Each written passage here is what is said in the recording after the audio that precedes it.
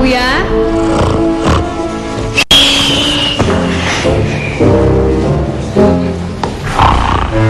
Kuya?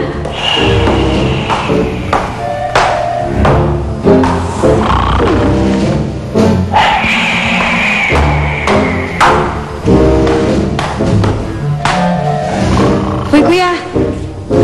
Hoy! Ano yung tumutunog na yun? Ha? Ano yun? Kuya! Ang bihira talaga tong taong to.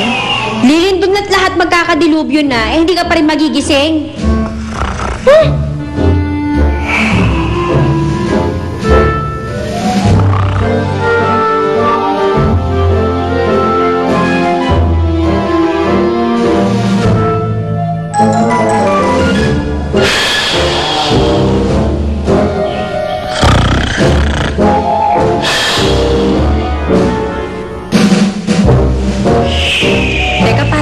Tumaata ako.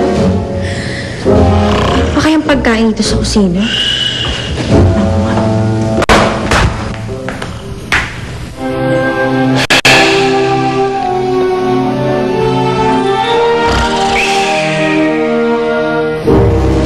Ano yun? Anak ng...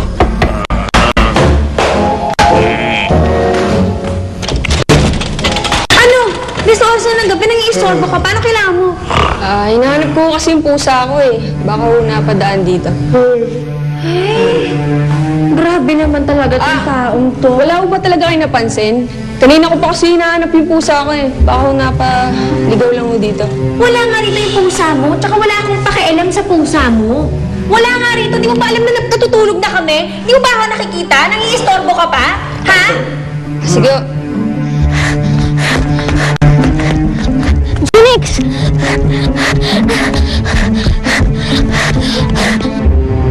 Oh, Ate, ano, nakuha niyo ba? Muntik na kami hindi makalabas eh. Buti na lang, nakita ako ni Kuya Frankie. Tapos sumilip sa bintana. Kundi, alam ko na malalagot kayo doon. O siya, tara na. Baka dito pa tayo mahuli. Tara na. Pasensya na, salamat po. Itong klase ka rin tao ka. Sige na! Buisit na to. Turbo, buisit na to. Ano yun? Anong nangyayari? Ha? Ewan ko sa'yo, saka pa. Tulog na ako.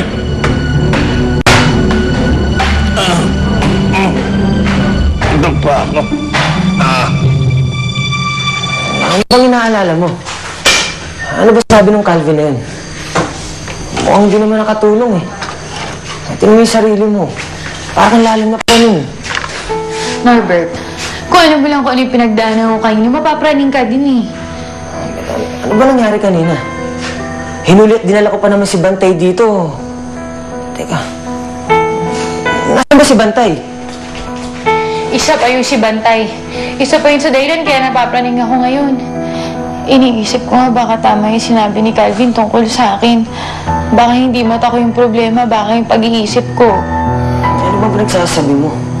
Joanna, sa akin ka magsabi. Paano ba't pinatira kita dito sa pamamahay ko? Kung di rin ako makakatulong sa'yo. Ikaw naman talaga yung tinawagan ko eh. Kaya lang noong una, busy. Pagkatapos tumawag ako ulit, di ka na sumasagot. Norbert, alam mo naman na wala na ako ibang matatakbuhan, di ba? Kaya tinawagan ko na si Calvin. Isa pa may lalaki na sunod sa akin. Lalaki? Sinong lalaki? Hindi ata siya lalaki. Bading? Hindi. Hindi bading. Ibig ko sabihin kaluluwa. Kaluluwa yata siya na lalaki. Ano nangyari yun? Hindi ko alam eh.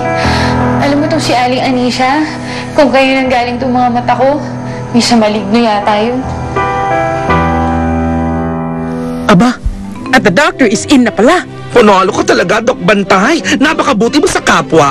Ay, hindi ka nga pala tunay na kapwa-aso namin. Ow! Ow! Hindi ba ba yung lagay na yan? Dok, ano ba bang sakit ng kapitbahay ko? Constipated lang yan. Hindi siya siguro umiinom ng tubig. Dehydrated na nga eh. Ang kailangan niya ngayon, yung medyo masabaw na pagkain. Mas okay kung sinabawan na gulay. At syempre, uminom ng maraming tubig. Sabi ko naman kasi sa'yo, pagkatapos mo kumain, uminom ka ng maraming tubig. Believe naman ako sa concern mo sa kapitbahay mo. Parang anak na kasi ang turing ko sa kanya. Kahit na mas malaki siya sa akin, ako na ang nagsisilbing magulang niya. Ganyan ata talaga ang mga anak eh. Mas makukulit pag may sakit. Para lalo siguro alagaan ng mga magulang nila. Si Bantay, may naaalala. Ganyan din ba ang mga kids mo? Oh, huwag mo kamutin. Ha? Kayong dalawa, ano na kayo sa kwarto? Lalo na ikaw, baka mahawa ka sa kuya mo. Sige na, kami na bahala dito. Nay! Tay! Hanggang kailan po ba to? Kakainis naman po to eh. Kati-kati. Tapos hindi pa po ako makapaglaro.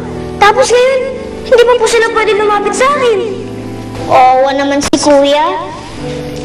Ganyan talaga para. Ganyan din ako nung nagkabulutong ako eh. Konting-konting tiis na lang, mawawala din yan. Tsaka huwag kang mag-alala, dito naman kami ng tatay mo eh.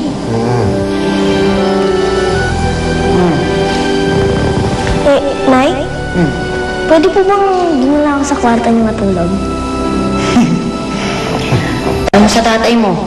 Sige na, Tay. Di ba nagkabulutong naman kayo? Di na kayo magkakabulutong. Aba, ibang sakit yan ah. Sakit na lambing ah.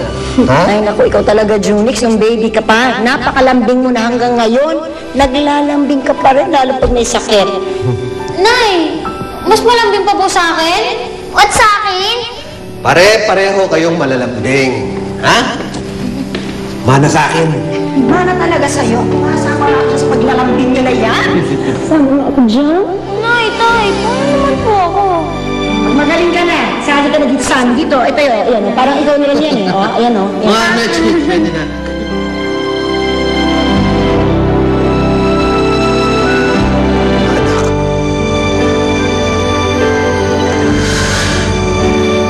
Kung nasan man kayo,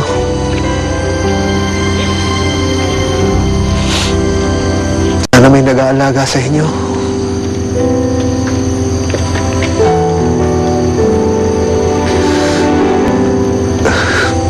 Pangako ko sa inyo, magsama-sama tayo ulit.